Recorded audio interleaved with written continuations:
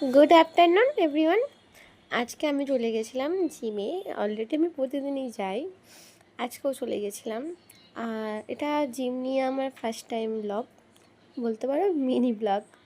আর গিয়ে আজকে আমি যেটা তোমাদেরকে শেয়ার করতে চেয়েছিলাম যে বাটারফ্লাই, অ্যাকচুয়ালি এই আসনটা মেয়েদের জন্য আমাদের খুবই ভালো। মেয়েদের কোনো প্রবলেম যেগুলো থাকে সেগুলোর জন্য। তো এটা আমি করছিলাম। আর এই ব্যায়ামটা আমার খুব ভালো লাগে, ফেভারিট একটা বলতে পারো।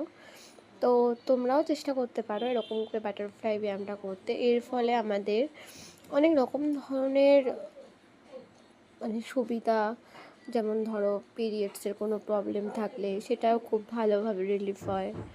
আরও অনেক কিছু আছে।